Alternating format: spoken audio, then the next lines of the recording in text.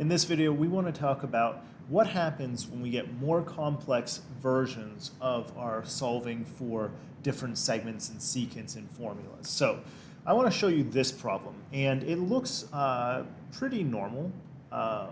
It looks like it wouldn't be too hard to solve, but I do want to show you, sometimes these can kind of get a lot harder than what we would think they would turn out to be, and let me show you how. So let's start by setting this up and see if you can note where this is going to start going off the rails for us. So on one side we've got 4 times 4 plus 6, and then on the other side we've got x times x plus 3. All right, so on one side, 4 times 4 plus 6, that's going to end up equaling 40. And then on the right side, we get x times x is x squared plus 3x. All right, at this point, we should start to realize that this is not going to be solved like we normally would be able to solve it. Normally, we'd be able to get, it's a linear equation, it's not too hard to solve, but in this case, we ended up with a quadratic. So I do want to take a quick minute to talk about how to solve quadratic equations and just give you a refresher course on what we would do here, because you are going to see this quadratics and things a lot as you move on in math. You might not see it a lot in geometry, but this is one place where we see it, and so it's a good place for us to kind of refresh.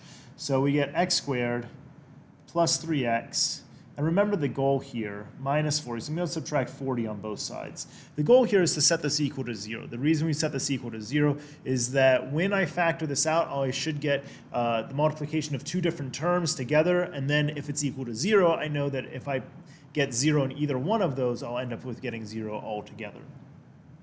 All right, so at this point, what we need to do is we need to figure out our factors of 40. So I know 1 times 40, I can do 2 times 20 to get to 40. I can do 4 times 10, all right? And I can do 5 times 8. Those are my different factors of 40 here.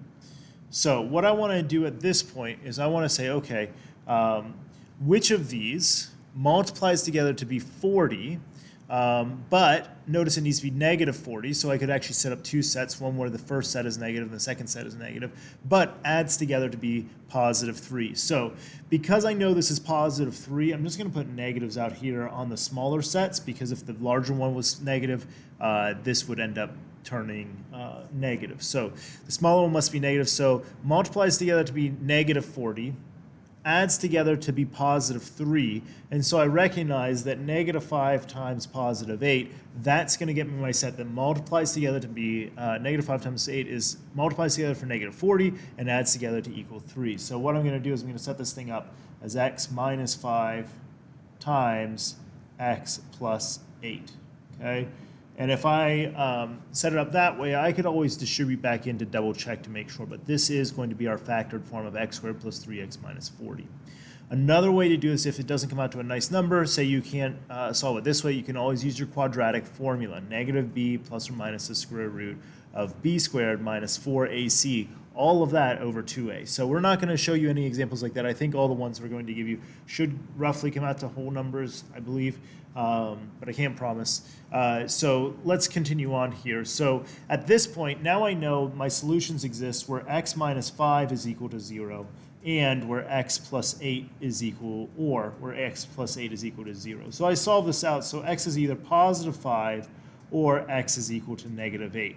Now, remember what context we're talking about. We're talking about the length of this section right here of x. So when we solve this, we do want to think about this would have to be a positive value, right? If it's not a positive value, what ends up happening is that we say that this is a negative distance, which doesn't make a lot of sense. So we can actually throw out the negative option here. And my final answer here would be x would be equal to 5.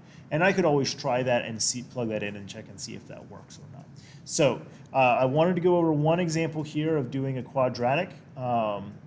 Here it is, okay? It's a little bit of extra work. We're not going to ask you to do a ton of these, but it is reasonable to expect to see a few of these as you go, both in the review and in the final assessment.